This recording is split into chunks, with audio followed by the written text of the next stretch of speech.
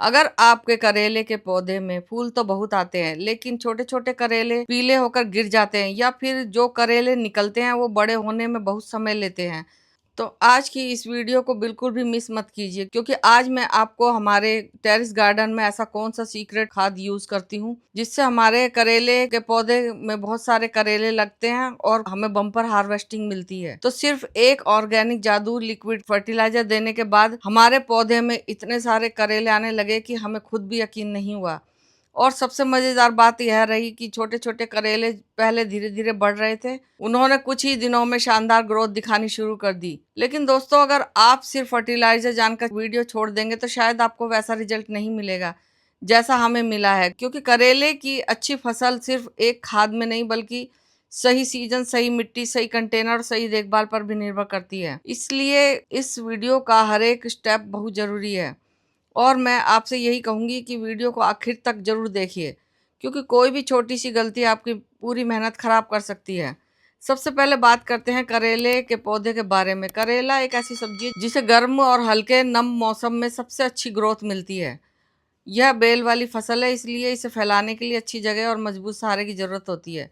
अगर पौधे को सही धूप, पोषण और पानी मिले तो एक ही पौधा आपको लगातार कई हफ्तों तक ताजे ऑर्गेनिक करेले देता रहता है। यही वजह है कि बहुत से लोग इसे अपने टेरेस गार्डन, बालकनी या घर के छोटे से गार्डन में उगाना पसंद करते हैं। अगर सवाल आता करेले लगाने का सही समय कौन सा है, तो अगर आप उत्तर भारत में रहते हैं तो फरवरी से अप्रैल और फिर जून से जुलाई तक का समय करेला लगाने के लिए काफ़ी अच्छा माना जाता है। वहीं जिन जगहों पर मौसम थोड़ा गर्म रहता है वहाँ इसे और भी लंबे समय तक उगाया जा सकता है। सही मौसम में लगाए गए बीज जल्दी अंकुरित होते हैं, पौधा तेजी से बढ़ता है और फल भी अच्छी मात्रा में देता है। अब बात करते हैं कि इसे किस आकार के गमले, ग्रो बैग में लगाना चाहिए। अगर आप चाहते हैं कि पौधा लंबे समय तक स्वस्थ बना रहे और भरपूर फल दे तो कम से कम 15 बाई 15 इंच या उससे भी बड़े ग्रो बैग का इस्तेमाल करें। बड़े ग्रो बैग में जड़ें अच्छी तरह से फैलती हैं, मिट्टी ज्यादा समय तक नम रहती है और पौधे को पर्याप्त न्यूट्रिशन मिलता रहता है। लेकिन अगर आपके पास शुरुआत में बड़ा ग्रो बैग खाली नहीं है तो बिल्कुल चिंता मत कीजिए। आप सबसे पहले छोटे सीडलिंग ट्रे या छोटे गमलों में भी बीज लगा सकते हैं। जब पौधे की 3 से 4 अच्छी पत्तियां आ जाए और उसकी जड़ें मजबूत होने लगे तो आप उसे बहुत सावधानी से बड़े ग्रो बैग या गमले में ट्रांसप्लांट कर सकते हैं। ऐसा करने से पौधे की शुरुआती देखभाल में भी आसानी रहती है और सफलता की संभावना और काफ़ी बढ़ जाती है। अब बात आती है सबसे ज़रूरी चीज़ की, कि वह है मिट्टी। अगर मिट्टी सही नहीं होगी तो दुनिया का कोई भी खाद आपके पौधे से अच्छा रिजल्ट नहीं दिला सकती। तो करेले की जड़ों को ऐसी मिट्टी पसंद है जिसमें पानी रुके नहीं लेकिन नमी बनी रहे। इसके लिए हमने अपने ग्रो बैग में अच्छी तरह से सड़ी गली लीफ कंपोस्ट या बर्मी कंपोस्ट या गोबर की खाद, आपके पास जो भी है वो इस्तेमाल कर सकते हैं ताकि पौधे को भरपूर ऑर्गेनिक पोषण मिलता रहे। इसके साथ हमने इसमें गार्डन सॉइल मिलाई है जिससे पौधे को मजबूती मिले और जड़ें अच्छी तरह से फैल सके। अगर आपकी मिट्टी नई है तो उसमें आप थोड़ी सी रेत की मात्रा भी मिला सकते हैं ताकि अतिरिक्त पानी आसानी से निकल जाए। मिट्टी जितनी हल्की, भुरभुरी और पोषक तत्वों से भरपूर होगी, करेले का पौधा उतना ही तेजी से बढ़ेगा। साथ ही हमने मिट्टी तैयार करते समय थोड़ी सी नीम खली भी मिलाई है ताकि जड़ों के आसपास फंगस और मिट्टी में रहने वाले कई हानिकारक कीटों का खतरा कम हो जाए। ऑर्गेनिक गार्डनिंग में मिट्टी का रोल सबसे बड़ा होता है, क्योंकि एक बार अगर जड़ें मजबूत बन गई तो पौधा लंबे समय तक लगातार फल देता रहता है। अब जैसे जैसे हमारा पौधा बड़ा होने लगे तो हमने उसे मजबूत सहारा दिया ताकि उसकी बेल ऊपर की तरफ आसानी से चढ़ सके। बेल जितनी अच्छी तरह से फैलेगी उसे उतनी ज़्यादा धूप और हवा मिलेगी और इससे फूल आने की संख्या भी बढ़ेगी। हमने समय समय पर इसकी सूखी खराब पत्तियों को भी हटाया ताकि पौधे की पूरी ताकत नई शाखाओं और नए फलों की तरफ जाए। पानी भी हमेशा ज़रूरत के अनुसार ही दिया जाए, क्योंकि ज़्यादा पानी देने से जड़ें कमज़ोर हो जाती हैं और कम पानी से फल छोटे रह जाते हैं। धीरे धीरे पौधे में फूल आने शुरू हुए और कुछ ही समय बाद छोटे छोटे करेले भी दिखाई देने लगे। और दोस्तों, यहीं पर ज़्यादातर लोग ऐसी गलती करते हैं जिसकी वजह से उन्हें अच्छी सफलता नहीं मिलती। छोटे फल आने के बाद पौधे को सही समय पर अतिरिक्त ऑर्गेनिक पोषण देना भी बहुत ज़रूरी होता है। अगर इस समय पर्याप्त न्यूट्रिशन नहीं मिलते तो कई बारी छोटे करेले बढ़ भी नहीं पाते। कुछ पीले होकर गिर जाते हैं और पौधों की उत्पादक क्षमता भी बहुत कम हो जाती है। तो करेले का पीला होकर झड़ने का एक कारण पॉलिनेशन की कमी भी होता है। तो आप उन्हें हैंड पॉलिनेशन भी करा सकते हैं। अगर आपके गार्डन में नेचुरल पॉलिनेटर्स नहीं आ रहे हैं तो आप अपने करेले के पौधे को फूल खिलने पर हैंड पॉलिनेशन कराएं। तो देखिए, जिस तरह हम पॉलिनेशन करा रहे हैं, तो देखिए यह है मेल पार्ट और यह है फीमेल पार्ट। मेल पार्ट में सिर्फ फूल होता है और फीमेल पार्ट में फल बना हुआ होता है। तो मेल पार्ट को तोड़कर फीमेल पार्ट पर रब कर दें तो हैंड पॉलिनेशन हो जाता है। तो इस तरह हैंड पॉलिनेशन करने से फूल फल में कन्वर्ट हो जाएगा और 100% नेचुरल ग्रोथ देगा। तो अब समय आ गया है उस एक ऑर्गेनिक लिक्विड फर्टिलाइजर का जिसने हमारे करेले के पौधे में कमाल कर दिया। आखिर वह कौन सा फर्टिलाइजर है, उसे कैसे तैयार करना है, कितनी मात्रा में देना और किस तरीके से इस्तेमाल करना है ताकि पौधा ज्यादा से ज्यादा छोटे करेले को तेजी से बड़ा करे, यही मैं आगे आपको विस्तार से बताने वाली हूँ। तो इस वीडियो में बने रहिए। तो चलिए, आखिर हमने अपने करेले के पौधे में ऐसा कौन सा ऑर्गेनिक लिक्विड फर्टिलाइजर इस्तेमाल किया है जिसकी वजह से हमारे पौधे में एक के बाद एक लगातार नए करेले बनने लगे हैं और जो छोटे छोटे करेले पहले से धीरे धीरे बढ़ रहे थे उनमें भी काफी तेजी से ग्रोथ दिखाई देने लगी है। सबसे पहले हमने एक बाल्टी ली है और उसमें लगभग हमने 2 से 4 लीटर पानी लिया है। इसके बाद हमने 300 ml सरसों की खली का घोल लिया है। यह वही खली है जिसे हमने 3 से 4 दिन तक पानी में भिगोकर फर्मेंट होने के लिए रखा था। तो दोस्तों, सरसों की खली को जब भी भिगोएं तो कम से कम 3 से 4 दिन के लिए ज़रूरी भिगोएं, क्योंकि यह बहुत गर्म खाद होती है तो ये पौधों को नुकसान भी पहुंचा सकती है, इसलिए इसे फर्मेंट होना बहुत ज़रूरी होता है। तो कभी भी आप किसी भी पौधे पर सरसों की खली का इस्तेमाल करें तो 3 से 4 दिन के लिए फर्मेंट होना के लिए ज़रूर रखें। तो सरसों की खली में मौजूद नाइट्रोजन, फास्फोरस और दूसरे जरूरी पोषक तत्व पौधों के लिए आसानी से उपलब्ध हो जाते हैं। जब सरसों की खली कुछ दिनों तक भीगी रहती है तो उसमें मौजूद नाइट्रोजन, फास्फोरस और दूसरे जरूरी पोषक तत्व पौधों के लिए आसानी से उपलब्ध हो जाते हैं। अब हमने इस घुले हुए घोल को बाल्टी में डाल दिया है। इसके बाद हमने लगभग 200 ml पुरानी खट्टी छाछ ली है। पुरानी छाछ में ऐसे लाभदायक सूक्ष्म जीव मौजूद होते हैं जो मिट्टी की गुणवत्ता को बेहतर बनाने में मदद करते हैं, जड़ों के आसपास वातावरण स्वस्थ रखते हैं और पौधे को पोषक तत्वों को बेहतर तरीके से लेने के लिए सहायता करते हैं।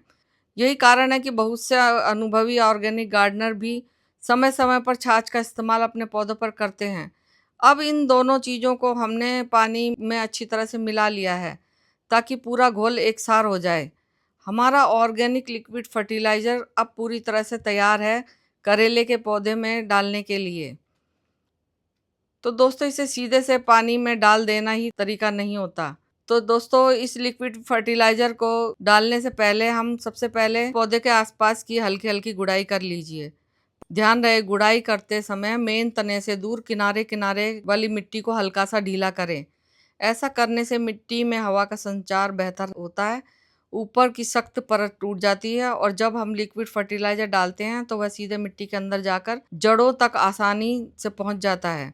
इसके अलावा गुड़ाई करने से पानी और पोषक तत्व भी मिट्टी में ज़्यादा देर तक टिके रहते हैं और जड़ों का विकास भी और बेहतर होता है। अब जैसा कि आप देख रहे हैं कि हमारे ग्रो बैग की मिट्टी इस समय काफ़ी सूखी है, इसलिए यह समय इस लिक्विड फर्टिलाइज़र को देने के लिए बहुत ही सही है। अब हमने धीरे धीरे लगभग 2 लीटर तैयार किया हुआ घोल इस पूरे ग्रो बैग के चारों तरफ डाल दिया ताकि हर हिस्से की मिट्टी इसे अच्छी तरह से सोख सके।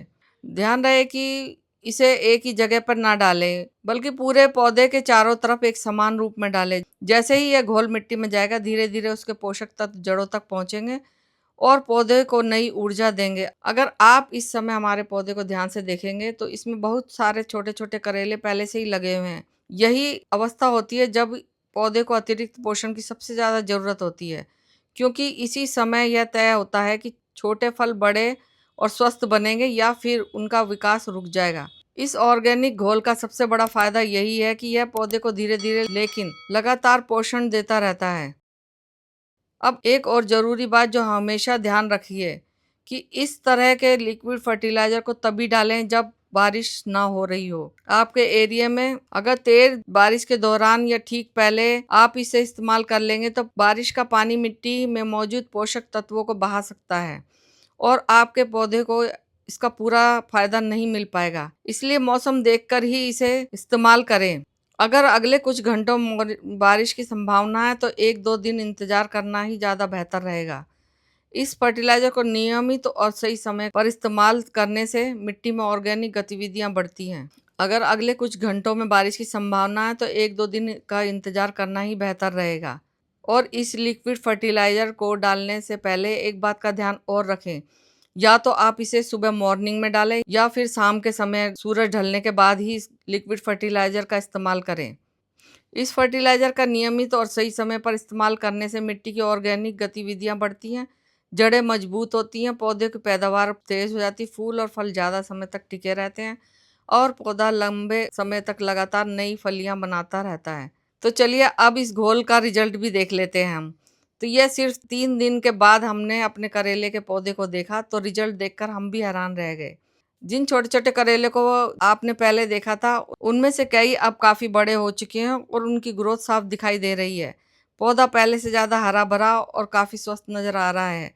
नई बेलें निकल रही हैं और नए फूलों के साथ साथ और छोटे छोटे करेले भी दिखाई देने लगे हैं। यही वजह है कि हम इस ऑर्गेनिक तरीके को इतने विश्वास के साथ आपके साथ शेयर कर रहे हैं, क्योंकि हमने इसका परिणाम अपने ही रूफटॉप गार्डन में देखा है। तो दोस्तों इस लिक्विड फर्टिलाइजर का इस्तेमाल आप जल्दी जल्दी ना करें, 15 से 20 दिन का अंतराल जरूर रखें। तो चलिए अब समय आ गया हार्वेस्टिंग का। हमने एक एक करके सभी करेले सावधानी से तोड़ना शुरू कर दिए। कोशिश करें कि फल को हाथ से जोर लगाकर खींचने की बजाय आप कैंची या प्रूनर की मदद लें, ताकि बेल को किसी प्रकार के नुकसान ना पहुंचे।